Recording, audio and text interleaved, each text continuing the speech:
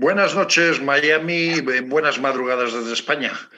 Hola, Patricia. Hoy tenemos un especial de Constitución Española, porque este próximo domingo, el domingo 6 de diciembre, se va a cumplir el 42º aniversario de que los españoles aprobaran esa Constitución, suponiendo un hilo de esperanza, un hilo de alegría y, sobre todo, una consolidación de la democracia y de la libertad de un pueblo que, después de haber pasado 40 años de un régimen autoritario o dictatorial, pues quería avanzar hacia los nuevos tiempos, quería avanzar hacia una nueva forma de vida con ilusión, esperanza, prosperidad.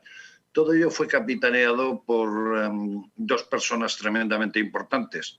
Por un lado, Su Majestad Rey Juan Carlos I, rey de España, lo cual fue también ratificado en la aprobación de esta Constitución del 6 de diciembre, y por otra parte, el presidente de gobierno que capitaneó todo ese cambio, toda esa transición que hizo que España fuera un lugar admirado y estudiado por la manera modélica en la que tanto el pueblo español como los políticos españoles habían decidido ir hacia el camino de la libertad, de la democracia.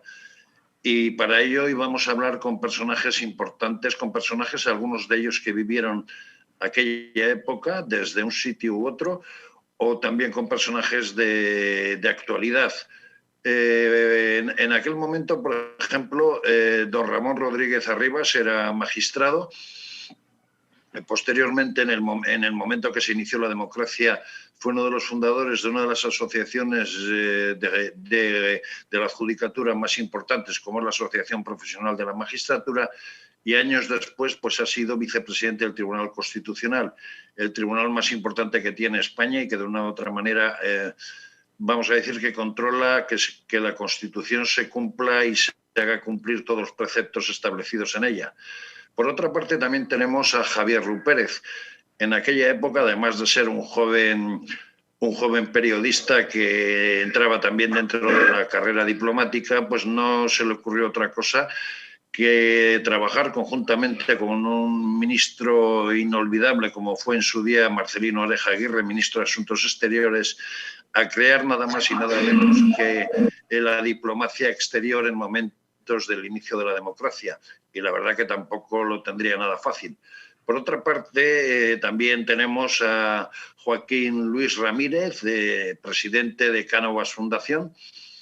¿Y por qué está hoy con nosotros? Por algo muy sencillo. En la pasada legislatura y durante ya también algún tiempo ha sido senador del Reino de España y además ha sido portavoz y un miembro importante dentro de la Comisión Constitucional del Senado. Y como en toda esta tertulia también es interesante conocer la opinión de gente joven, de la opinión de personas que ya nacieron cuando la Constitución empezó a entrar en vigor, pues tenemos a nuestro amigo, el jurista y abogado Carlos Lacaci, que nació muy poquito antes de que la democracia se instalara en España, pero que a lo largo de su carrera y de su vida pues ha visto muchas cosas y especialmente hoy está con nosotros porque él representa perfectamente a algo que son muy importantes, además de la Constitución española, que son algo así como la reserva moral de esa Constitución, de esa libertad y de esa democracia, como son las víctimas del terrorismo, a las que, por cierto, a esas 857 víctimas del terrorismo asesinadas por la banda terrorista ETA y que dieron su vida por España y por la Constitución, les dedicamos este programa. Buenas noches a todos. Hola, buenas noches. Buenas noches. Vamos a hablar a modo de tertulia, procuremos no pisarnos todos, pero sí emitir opiniones en la medida que consideremos que haya que hacerlo respetándonos el hecho de que otra persona pueda hablar, pero manteniendo unos turnos de una manera más o menos ordenada. Yo lanzaría esta pregunta para iniciar este pequeño análisis sobre la Constitución española. ¿Qué balance podemos hacer de una Constitución que en 42 años, además de sufrir, como en todo este tiempo, pues dificultades, 2 intentos de golpe de Estado en el año 1981 y en 2018, y tener 2 reyes? ¿Qué podemos hablar de esta Constitución que de una u otra forma ha traído a España paz, libertad, prosperidad y democracia. ¿Por dónde empezamos? Sí, a ver, don Ramón, por ejemplo. Bueno, los recuerdos que yo tengo de la Constitución en aquel momento, cuando se produjo la Constitución, era una esperanza y un asombro. Una esperanza porque se iba hacia algo que se consideraba no solamente necesario y conveniente, sino imprescindible para incorporarnos de manera definitiva a lo que entonces se llamaba el mundo libre. Ya pertenecíamos a ese mundo libre desde el punto de vista de nuestra actitud en la guerra mundial y en otra serie de cosas, pero nos faltaba el pedigrí que necesitábamos de ser una democracia. Y con asombro, porque no era fácil partir de un régimen autoritario con una figura carismática al frente de ese régimen, un dictador, pero un dictador institucional, que había llegado a tener indudablemente un gran predicamento incluso entre la población, a pesar de que ahora se quiera decir lo contrario. Y no era fácil hacerlo porque naturalmente había que tocar muchas teclas. Y se hizo asombrosamente bien, porque se hizo, como se decía entonces, de la ley a la ley. Es decir, se hizo una ley de reforma política que era una ley fundamental, que las cortes entonces llamadas españolas, que eran las Cortes de Franco, aprobaron por una abrumadora mayoría, y en la que hay que recordar, que para mí eso es un recuerdo, creo que bonito, que hubo personajes curiosos. El que presentó la ley era un sobrino de José Antonio, del fundador de Falange. La ley fue después dicho cosas preciosas y fue aprobada, como digo, por la mayoría. Y hay una frase que pronunció Landrino Villa, entonces ministro de Justicia, y recientemente tristemente desaparecido, y que a mí me parece que ahora hay que recordar. Dijo que lo que se iba a hacer no prescindía de ningún trozo de la historia de España. Esto tan bonito y esto tan necesario, ahora, junto con la perspectiva actual, cobra una gran cantidad de importancia desde el punto de vista político, porque cuando se quiere hacer lo contrario, es decir, reescribir la historia y enseñarnos a los demás cómo hay que interpretar esa historia. No, la historia hay que asumirla entera. De forma que el balance, perdón, sí. El balance de la Constitución de estos 42 años, diga lo que diga cualquiera, incluso visto desde el exterior de España, es un balance muy positivo. Yo, que tuve el honor de ser presidente de la Unión Internacional de Magistrados, puedo decirles que los jueces de todo el mundo admiraban lo que había hecho España para conseguir la libertad, la democracia y el Estado de Derecho completo. Javier, usted en aquel momento estaba en la Unión de Centro Democrático y, como decía en la presentación, junto con Marcelino Oreja no le tocó nada más y nada menos que construir una diplomacia acorde a los momentos democráticos y de inicio de democracia que vivía España. Pero sobre todo en toda esa construcción de esa diplomacia un momento tremendamente importante que fue el discurso de Su Majestad el Rey en Estados Unidos, anunciando todo ese inicio de las libertades, todo ese camino de España hacia la democracia. ¿Cómo podemos recordar aquel momento y qué valoración hacemos de la Constitución desde entonces hasta la fecha? Bueno, yo estoy al 100% de acuerdo con lo que acaba de decir don Ramón, vamos, para comenzar, ¿no? Yo creo que tenemos que recordar que prácticamente en los últimos 200 años esta es la mejor constitución que han tenido los españoles, con mucha diferencia, ¿no? Porque si recorremos todo el siglo XIX, que está cargado de sangre, de enfrentamientos civiles varias constituciones que eran el resultado de la imposición de unos sobre otros, ¿no? Esta es la primera constitución prácticamente de 1812, que al fin y al cabo pues tuvo una vida muy corta, que es el resultado de la confluencia de todos los españoles, ¿no? Los que venían de fuera, los que venían de dentro, los que tenían ideologías confrontadas, los que venían de cada uno de los dos bandos, y efectivamente refleja un consenso enorme de las fuerzas políticas y de los mismos ciudadanos españoles.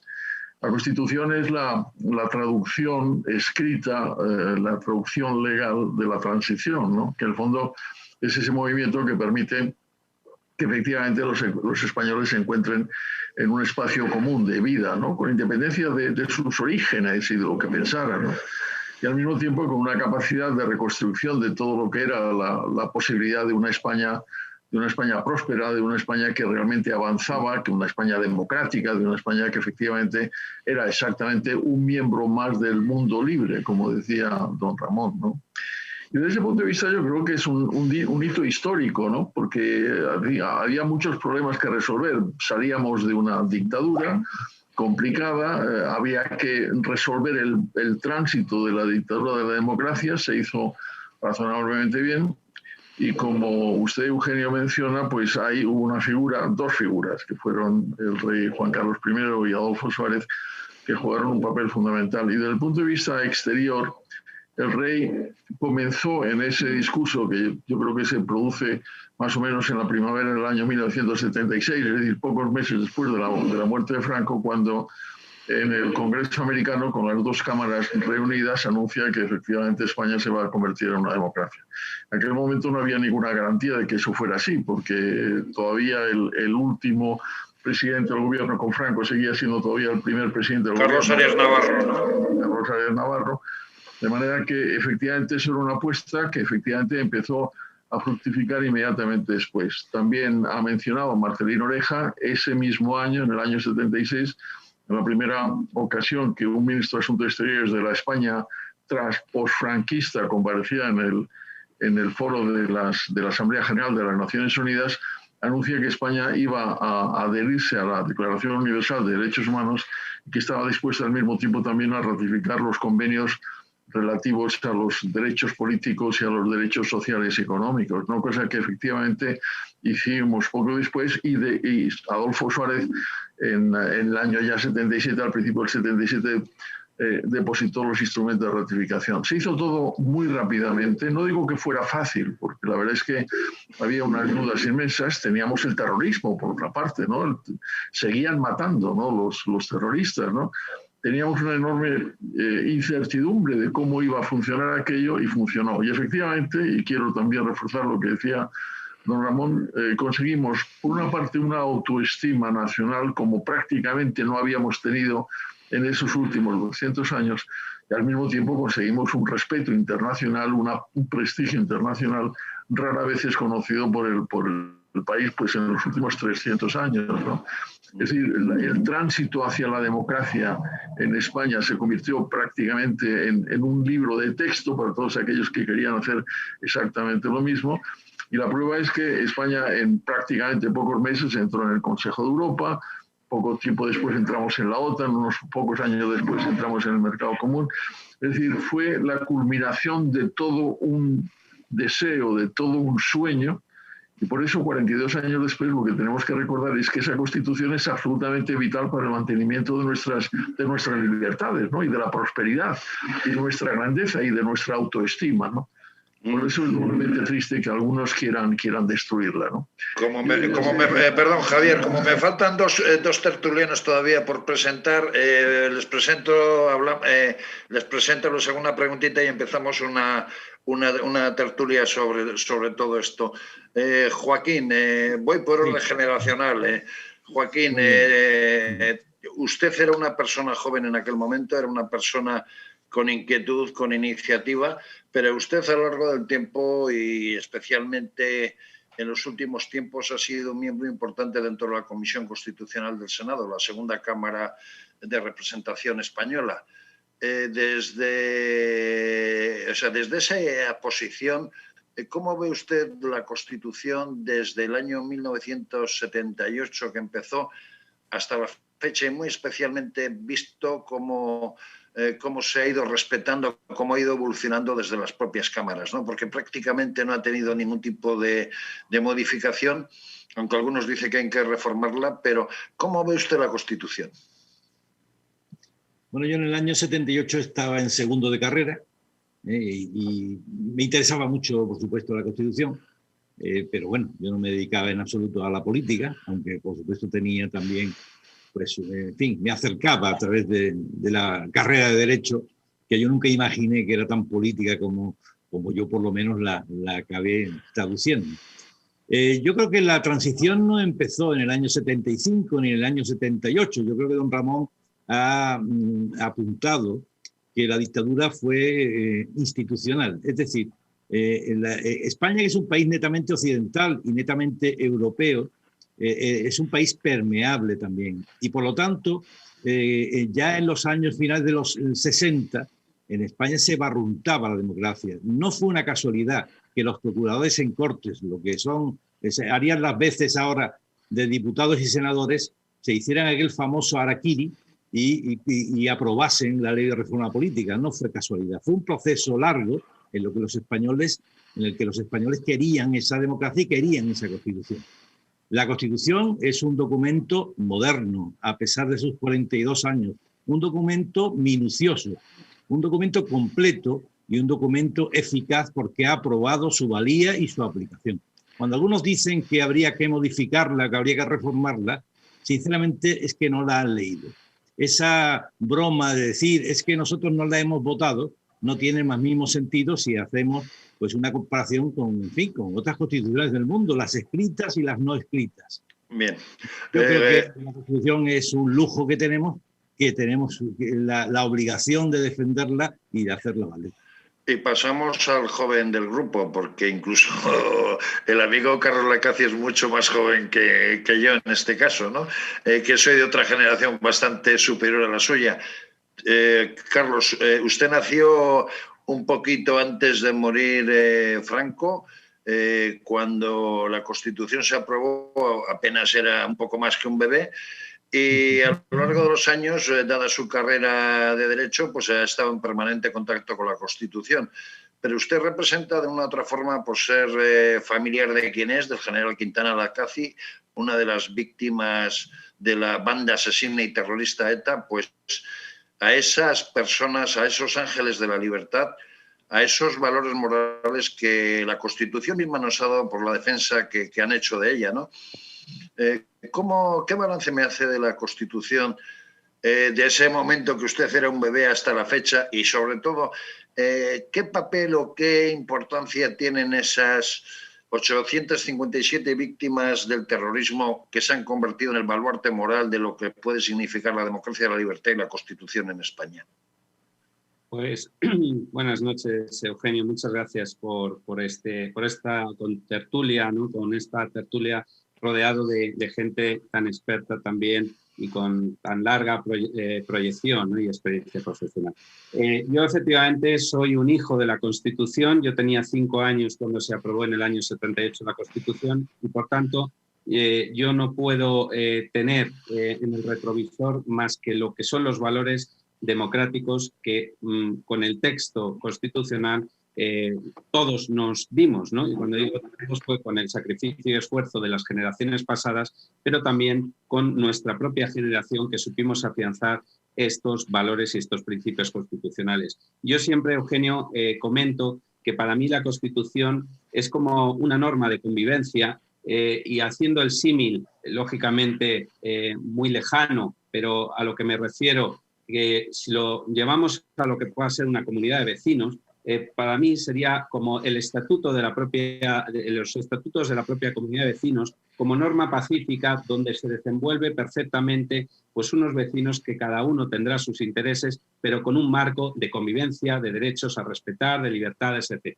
Esto, lógicamente, si lo llevamos a todos los españoles y a lo que han sido las instituciones creadas y forjadas con mucho sacrificio, pues con más razón todavía, ¿no? La Constitución para mí ha significado una manera de poder, primero como jurista, de saber lo que es un Estado de Derecho y cómo los pilares del Estado de Derecho han quedado perfectamente entablados en nuestra democracia.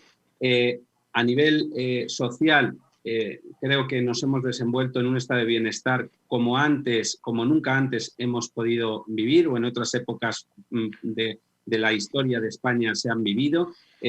Todo esto con una convivencia pacífica, como digo, cuya nota, digamos, han querido volar por los aires precisamente a los que usted hacía mención, que no son otros que los terroristas de ETA, que durante todo este tiempo de democracia han intentado pues dinamitar la convivencia pacífica, como venimos diciendo. Los años del plomo efectivamente los vivimos con mucho pesar, con mucha acritud, y algunos, como nosotros, pues incluso con víctimas familiares dentro de nosotros. Pero superamos incluso esa fatalidad. Y yo quiero dejar una frase que decía o que dijo un jurista, en este caso mexicano, para ponernos en valor desde fuera. Antes decían cómo desde la parte internacional se pone en valor, ¿no?, lo que se consiguió. Él es Diego Valadez, es un jurista mexicano, y dijo respecto a nuestra Constitución del 78 que se convirtió en un referente para el constitucionalismo latinoamericano, porque mostró a través del consenso que era posible transitar sin violencia de un sistema autoritario a un sistema democrático. Así nos ven algunos de fuera, ahora nos queda que nosotros nos creamos este mismo. Por empezar ya un poco la tertulia, después ya de haberles presentado, y por lanzar un tema, a ver si recogen un poco el mismo. La Constitución española no se ha convertido en algo más que una norma, en el sentido de que no solamente es una norma de convivencia, sino que incluso se ha convertido en ideología, porque hay lugares de España que mucha gente se define constitucionalista por el hecho de que se defiende la verdad, la libertad, la democracia. ¿Cuáles un poco, los españoles tenemos esa capacidad de saber valorar nuestra Constitución? Dejo aquí un poco este tema para ver qué opiniones tienen ustedes, y sí les ruego un poquito de brevedad para que la cosa sea ágil y podamos tocar la mayor parte de los temas posibles. Bueno, yo creo que una de las cosas que habría que hacer con la Constitución es enseñarla en los colegios, ¿no?, que me temo que no se hace, ¿no? Y consiguientemente dar a todos los niños, a todos los escolares, la conciencia de que pertenecen a un sistema legal y a un sistema político que garantiza sus libertades y su prosperidad, ¿no?, que es lo que hacen precisamente los americanos, ¿no? Y yo creo que eso falta gravemente. Y consiguientemente hay muchos españoles que consiguientemente no saben lo que es la Constitución y qué es lo que la Constitución les aporta, ¿no? Y yo creo que esa es una carencia que estamos desgraciadamente sufriendo. Yo empezaría claramente en este momento en que incluso hay partes de la vida política española que lo que querrían es que los españoles no aprendieran a hablar español. Pues yo creo que tendríamos que comenzar con ese ejemplo. Empecemos por enseñar la Constitución, por saber exactamente qué es lo que contiene y qué es lo que aporta a nuestra convivencia, ¿no?, que es de una riqueza absolutamente fantástica. A mí en este punto, Eugenio, me gustaría subrayar, ya que has puesto encima de la mesa, que hay una parte, digamos, que se pretende ideologizar, vamos a decir, en cuanto a la Constitución, pues ahí puede estar la fuerza precisamente de nuestra Carta Magna. ¿En qué sentido?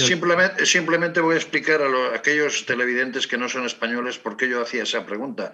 Yo, por ejemplo, soy vasco, y en el País Vasco hemos sufrido múltiples atentados terroristas, y gente que se considera española y no nacionalista y no independentista se agarra a la Constitución, bien sean desde el punto de vista de su ideología personal de izquierdas o derechas, para reivindicar la verdad, la libertad, la justicia, etcétera, etcétera. Por eso me refería, ¿no? Carlos, continúe, por favor.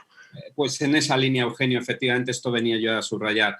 Es una arma tan poderosa de libertades, de derechos y libertades y prosperidad que nos hemos dado, que incluso aquellos que no son leales con la Constitución ni con las propias instituciones reivindican la Carta Magna para llevarla, lógicamente, a su terreno. Y ahí tenemos pues a los separatistas, a gente como Pablo Iglesias, que muchas veces en el Congreso, cuando le conviene, señala, incluso se lleva una Constitución en la mano para indicar lo que para él debería de estar.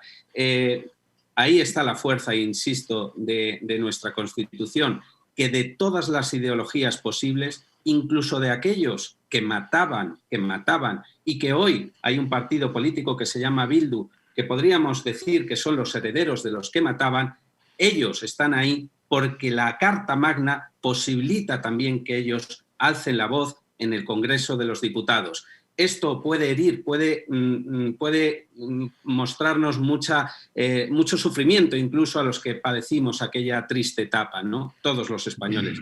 Pero la gran fuerza es que con esa arma pueden tener la libertad que ellos negaban a otros. Y eso es un arma ideológica que no debería de ser, pero porque tiene cabida de todas las sensibilidades políticas como así iniciaron los padres de la Constitución, en ese consenso, en ese pacto para llegar a un acuerdo y fomentar los pilares del Estado de Derecho, como decía. Don Ramón o don Joaquín, cualquiera de ustedes, el que quiera. Pues si voy yo, por hacer al revés, pues yo, aparte de que nuestra particular idiosincrasia dicen que cuando alguien habla mal de España es que es español, pues aparte de vencer eso, que nos persigue y está constantemente presente en todo, yo creo que en la transición hay algo que falló. Una sola cosa ha fallado, que supiéramos enseñarla. Y dentro de eso, lo que decía Javier Ruz Pérez, saber enseñar la Constitución, estar orgulloso de lo que hemos conseguido y ser pedagogos con ello. Eso nos ha fallado. Pero además hay una diferencia en eso que decía Joaquín. Por una parte hubo una generación, en la mía, yo soy un poco más joven que usted, Joaquín. No, meses. Hubo una generación que vivimos la Constitución día a día, la vivimos construir la democracia y estábamos tremendamente involucrados en ese hecho. Pero la generación, por ejemplo, de Carlos no vivió esa Constitución desde el punto de vista de debates en la calle, de polémicas, de que si unos estaban de acuerdo o no estaban de acuerdo. Son generaciones posteriores que no lo han vivido de la misma manera, ¿no? Porque no han tenido esa oportunidad de venir de donde veníamos nosotros, que nosotros ya éramos preadolescentes o adolescentes en la época que murió el dictador, ¿no? Sí. Don Ramón. Iba a decir que no solamente es que la Constitución sea no enseñada en las escuelas, como ha dicho Javier López, que es una realidad triste, ¿no? Es que ahora se ha creado ya una especie de antipropaganda contra la Constitución con dos ejes muy peligrosos.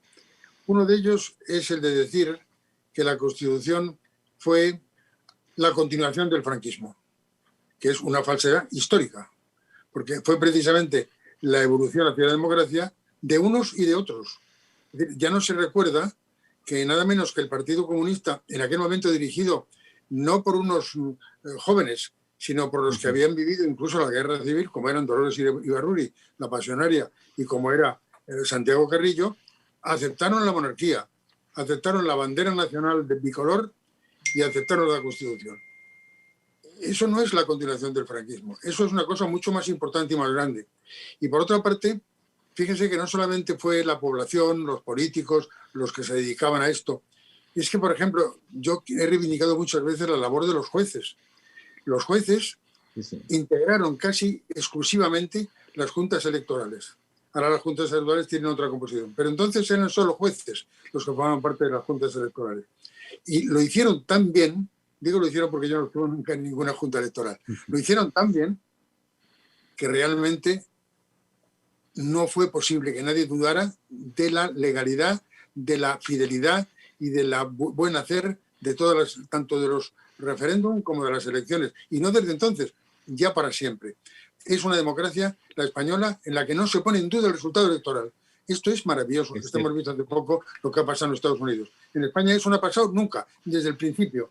Y, hombre, el ahora decir que esto es poco menos que un fracaso, pero, hombre, si es el mayor éxito que hemos tenido los españoles en los últimos 2 años, como decía Javier Pérez. Digo, dos los quiero decir. Y Javier, Carlos, o sea, Javier, por sacar un tema también, hay 2 elementos, y lo hemos dicho también al principio, importantes dentro de todo el proceso de transición, pero especialmente en el hecho de que la Constitución sea la que es, en el hecho de que participaran todas las fuerzas políticas y que todos más o menos pues dieran su opinión y pusieran su granito de arena para crear este documento que hasta el momento tiene 42 años de vida, como fueron Adolfo Suárez y Su Majestad Rey Juan Carlos I, y hoy día sustituido por su hijo Felipe VI. Pero yo voy aparte de ese papel, ¿qué importancia tuvo para la elaboración de esa Constitución el hecho de que España fuera una monarquía parlamentaria? Bueno, es decir, la monarquía, es decir, para mí, seguramente don Ramón sabe mucho más de la Constitución que yo mismo, ¿no? Pero para mí hay 3 elementos sustanciales, ¿no? Uno es el artículo que me parece que es el segundo de la Constitución, que dice que el fundamento de toda la Constitución es la patria común e indivisible de todos los españoles, ¿no?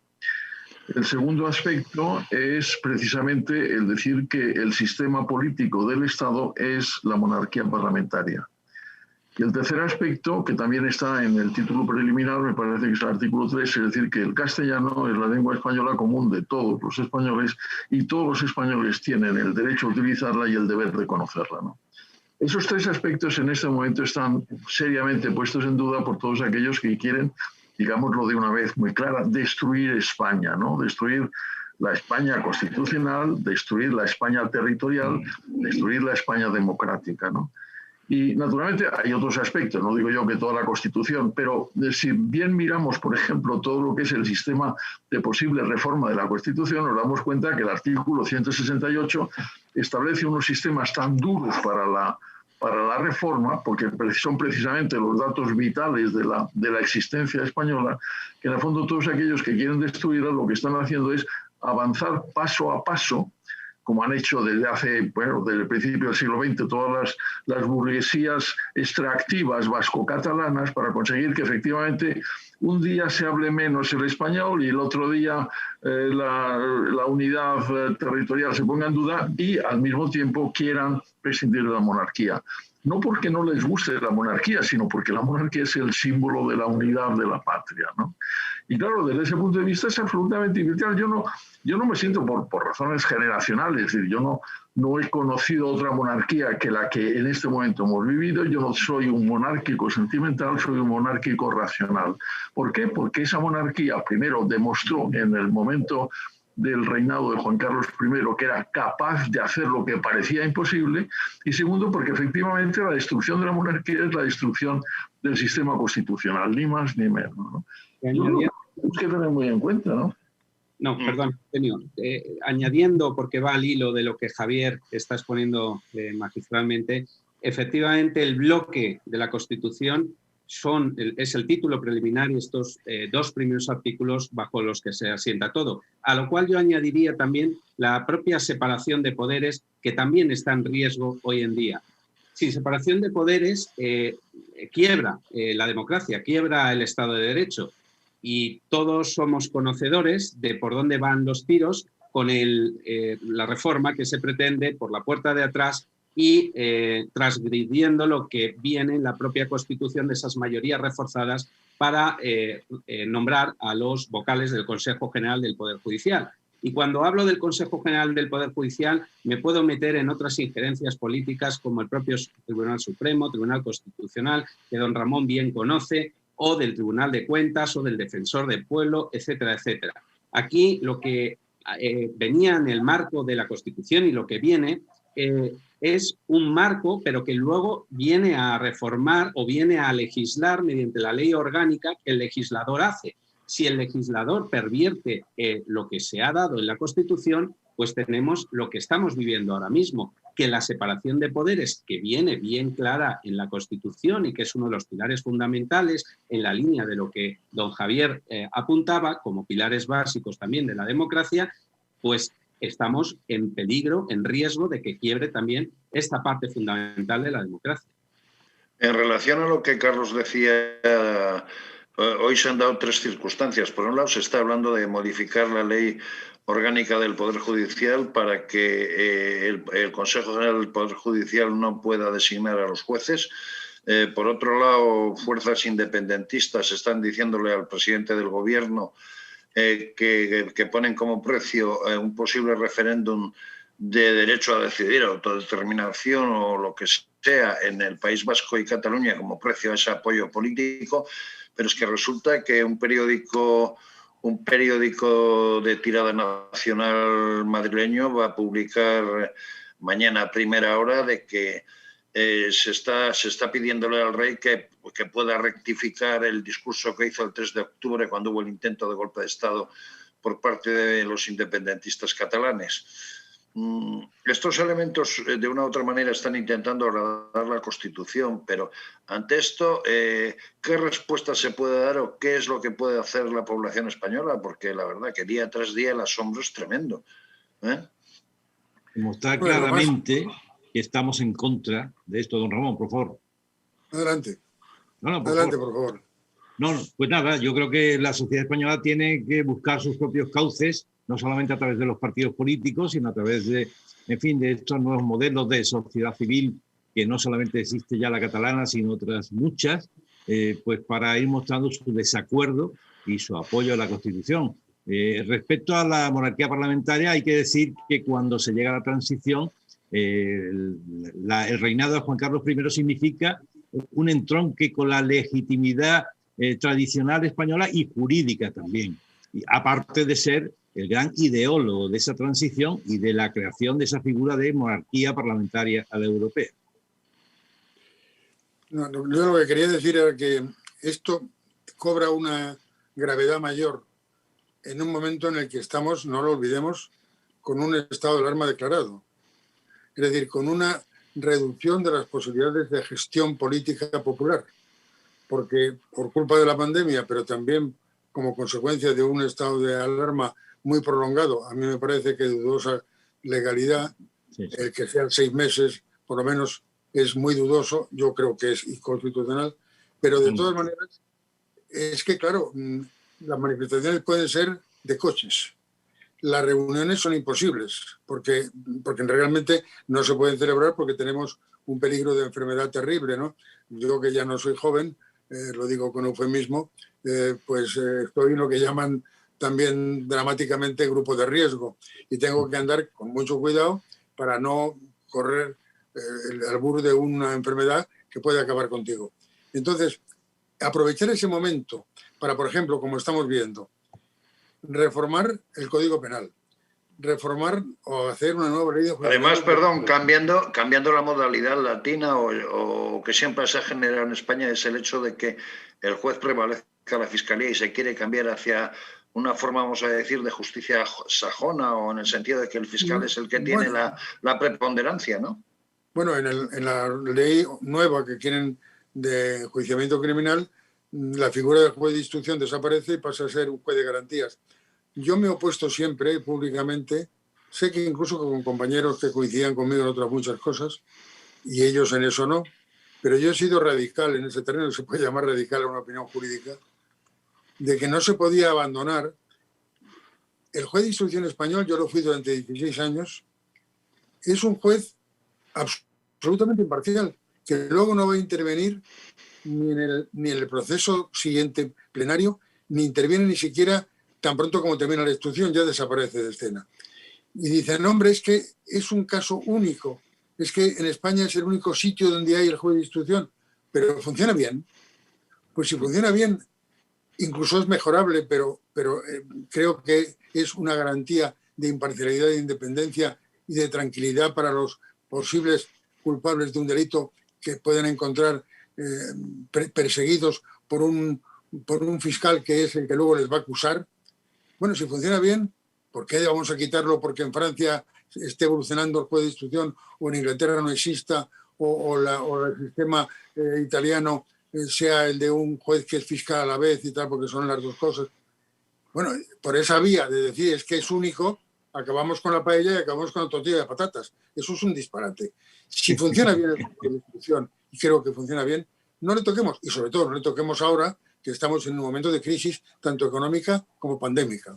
Muy bien dicho, muy bien dicho.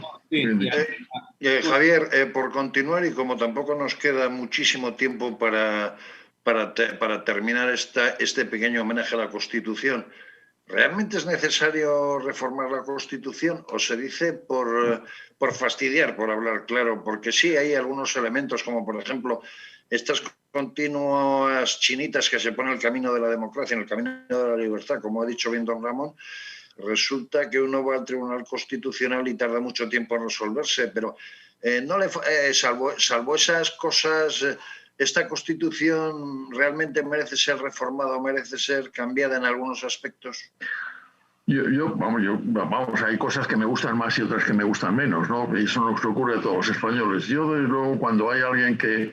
Hay dos vertientes. Una, la gente que dice, no hay que reformar la Constitución. Y yo pregunto, ¿dónde hay que reformarla? Y la verdad es que no he tenido nunca ninguna respuesta viable, ¿no? Pues, ¿qué quieren? Por ejemplo, hay gente que quiere suprimir las autonomías. Bueno, pues nada, hablemos de eso. Bueno, hablemos de eso y vayamos al sistema de reforma constitucional, porque incluso el menos duro, no el del 168, es suficientemente duro como para pensárselo unas cuantas veces. Vamos, en cualquier caso, los constitucionalistas aceptan toda la Constitución, incluso la posibilidad de reformarla con el sistema constitucional.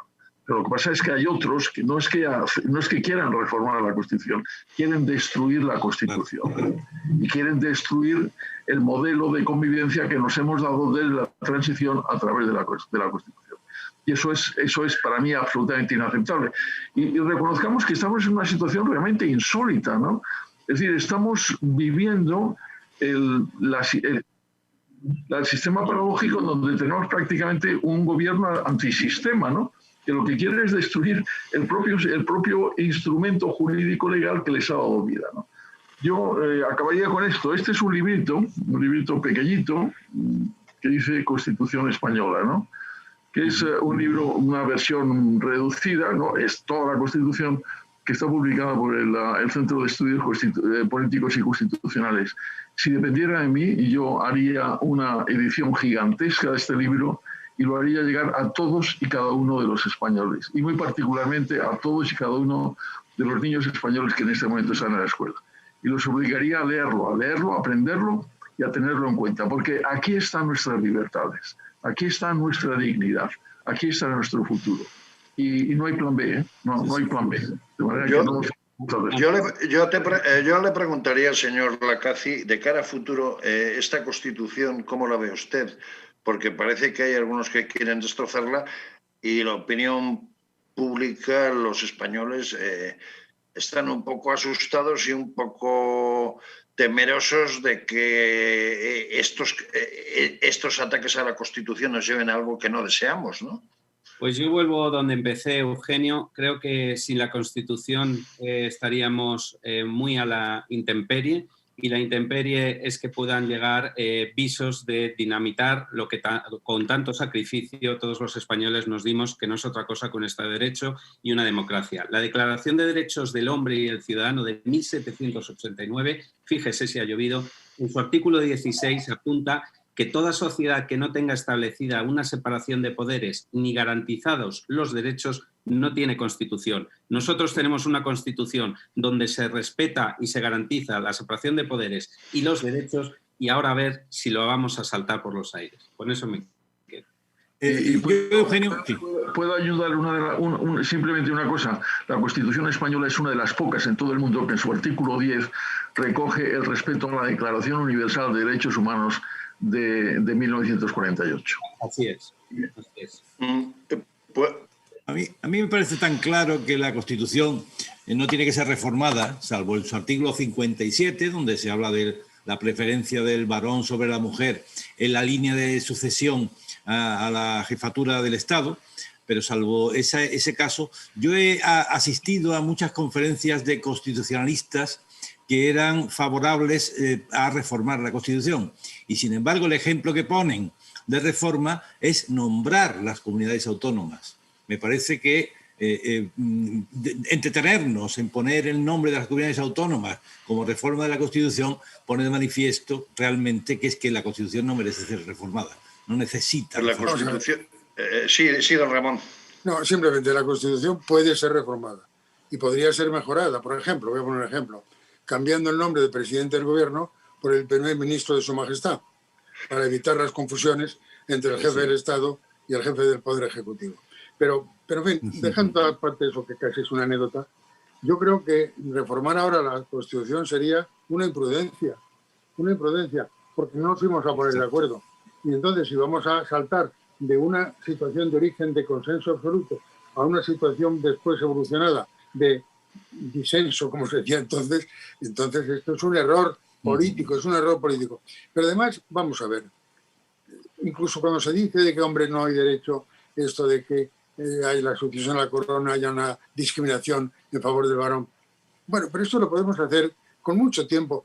Yo ya he dicho varias veces y he despertado incluso la sonrisa. Yo no veo a doña Leticia embarazada. Entonces, ¿para qué tenemos ahora que hacer un cambio si vamos a tener una reina dentro de unos años que va a ser un orgullo porque la niña es una maravilla?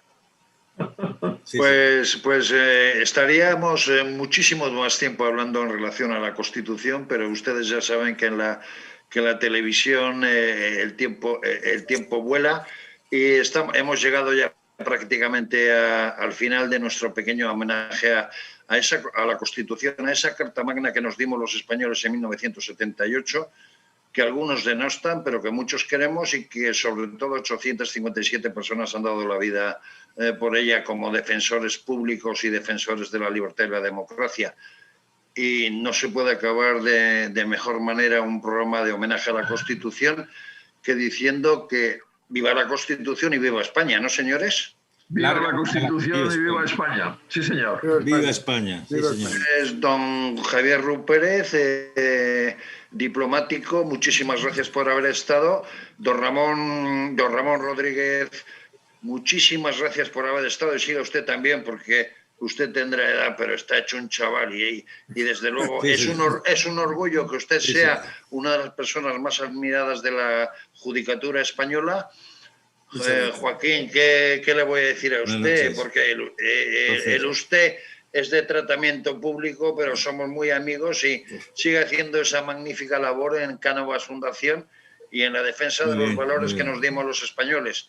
Y Carlos, gracias por representar a esas víctimas, a esos ángeles de la libertad que de una u otra forma pues han dado su vida por España, la Constitución y la democracia, ¿no? Muchas gracias, Eugenio. Muchas gracias, muchas gracias. Muchas gracias. Viva España. Viva. Roberto.